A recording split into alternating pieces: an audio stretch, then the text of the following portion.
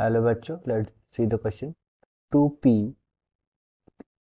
Minus H2O gives Q and उससे अगर हम ऑक्सीजन निकालते हैं तो R मिलता है, ऐसा हमें इक्वेशन दिया है। ठीक है। और हमें क्वेश्चन में पूछा है if P is a parent phosphoric acid then according to the given information the correct statement is। तो नीचे हमें 4 स्टेटमेंट दिए हैं। उन स्टेटमेंट में से कौन सा स्टेटमेंट सही है ये हमें बताना है। और हमें ये इक्वेशन दी है, इस इक्वेशन को सॉल्व करके हमें बताना है। सो यहाँ पे P जो है हमारे पास फॉस्फोरिक एसिड है। ठीक है। सो देखिए यहाँ पे जो P है वो हमारे पास है फॉस्फोरिक एसिड।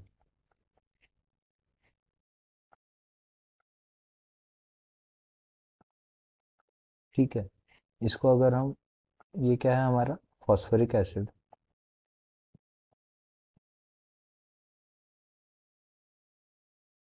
एसिड अगर हम इसको हीट करें और H2O निकाल दें ऑन हीटिंग, सो हमें क्या मिलेगा, इसके दो मॉलिक्यूल है हमारे पास। ये देखिए यहाँ पे दो मॉलिक्यूल दिए हैं, तो इसके जो है हमारे पास दो मॉलिक्यूल्स है।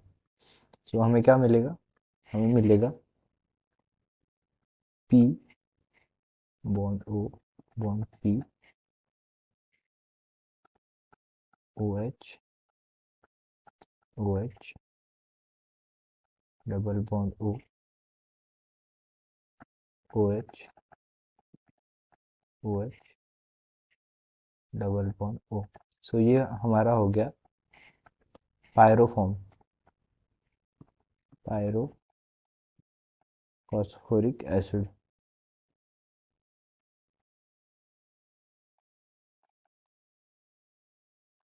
ये हमारा हो गया पायरोफॉस्फोरिक एसिड। फिर उन्होंने बोला है कि अगर आप इसमें से ऑक्सीजन निकालते हो तो क्या मिलेगा। अगर हमने इसमें से ऑक्सीजन निकाला -O, तो ये देखिए ये ऑक्सीजन जो है वो निकल जाएगा। ठीक है।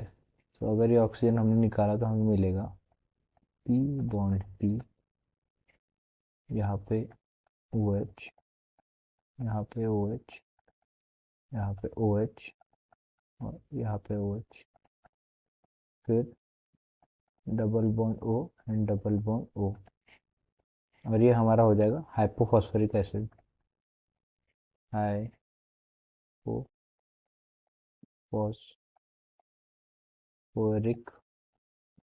एसिड। ठीक है। ये हो गया हमारा हाइपोफॉस्फोरिक एसिड। सो अभी इस, ये जो है ये हमें स्टेटमेंट है, ये इंफॉर्मेशन हमें दी है। सो इस इंफॉर्मेशन के हिसाब से हम स्टेटमेंट देखते हैं।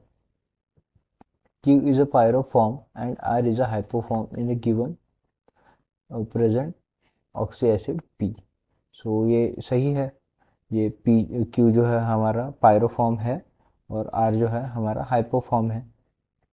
पायरोफॉर्म है, R इज a हाइपोफॉर्म, ये भी सही है। सो ये हमारा फर्स्ट ऑप्शन बराबर होगा। सेकंड ऑप्शन है number of hydrogen item present in each oxy acid is equals to basicity. So ये भी करेक्ट है। सो देखिए, तो बेसिसिटी क्या होती है, बेसिसिटी होती है number of H positive ion it can give. मुझे बेसिसिटी क्या होती है,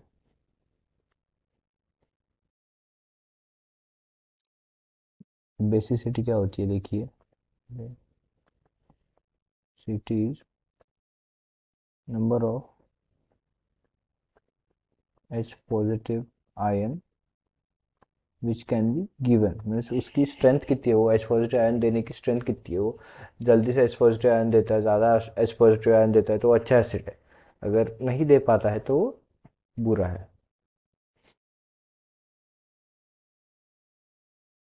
सो बेसिसिटी के हिसाब से अगर हम देखें तो फॉस्फोरिक एसिड में जो सारे एच पॉजिटिव मतलब ओ एच मॉलिक्यूल्स प्रेजेंट है, ओ एच मॉलिक्यूल्स प्रेजेंट है, उसमें से एच जो है वो आयनाइजेबल हाइड्रोजन है, मीन्स वो आयनाइज कर सकता है, आयनाइज हो सकता है। आयनाइज होगा मतलब वो बेसिसिटी क्रिएट करेगा। सो अगर हम देखें तो पायरोफॉस्फेट में जो है वो 3 हाइड्रोजन आयोनाइजेबल हाइड्रोजन प्रेजेंट है, तो इसकी बेसिसिटी होगी 3। पायरोफॉस्फोरिक एसिड में जो है वो 4 आयोनाइजेबल हाइड्रोजन प्रेजेंट है, तो इसकी होगी 4 बेसिसिटी। और हाइपोफॉस्फोरिक एसिड में जो है वो वो उसमें भी 4 प्रेजेंट है, 1 2 3 एंड 4, तो इसकी भी जो बेसिसिटी होगी वो 4। तो स्टेटमेंट के हिसाब से जो number of H atom present in each oxy acid is equals to its basicity, so ये जो है वो करेक्ट है। तो स्टेटमेंट सी देखते हैं। In P Q R oxy acid oxidation state of central atom remains same.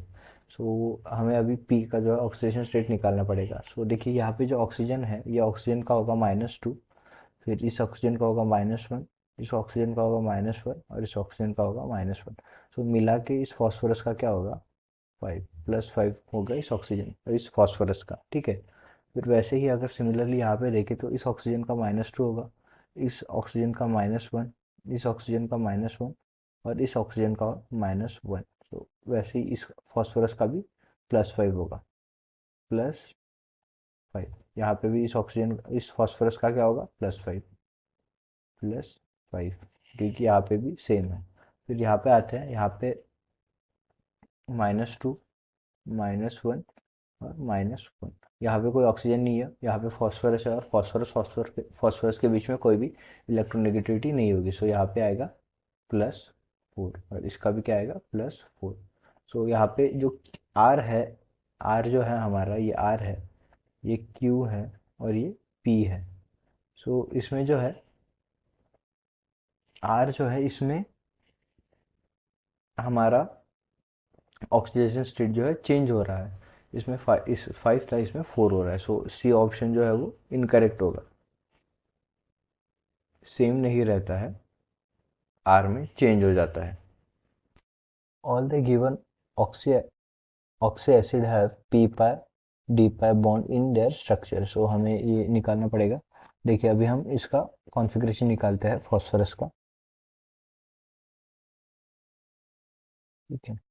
Phosphorus का configuration हम निकाले तो वो आएगा 1s2 2s2 2p6 2p6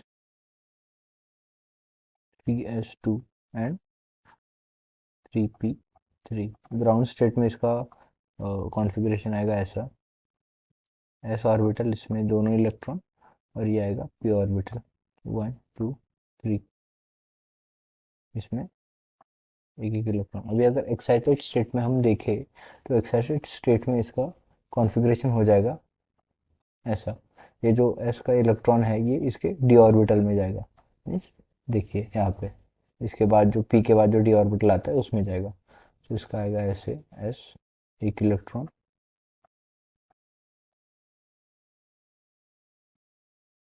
एक एक और एक इलेक्ट्रॉन यहाँ पे, और डी ऑर्बिटल में 1 2 3 4 5,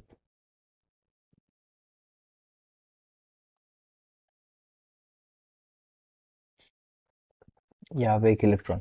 सो अभी अगर हम देखें तो फॉस्फोरस जो है वो सारे ऑक्सीजन के साथ बॉन्ड बनाएगा। तो सबसे पहले वो ये चार जो इलेक्ट्रॉन्स है ये यूज करेगा सिग्मा बॉन्ड बनाने के लिए, ठीक है।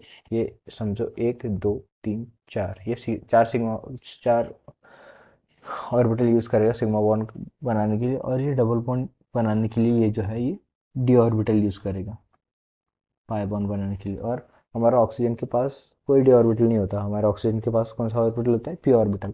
सो यहाँ पे जो बॉन्डिंग होगी ऑक्सीजन और फॉस्फोरस के बीच में वो होगी P pi and D pi bonding.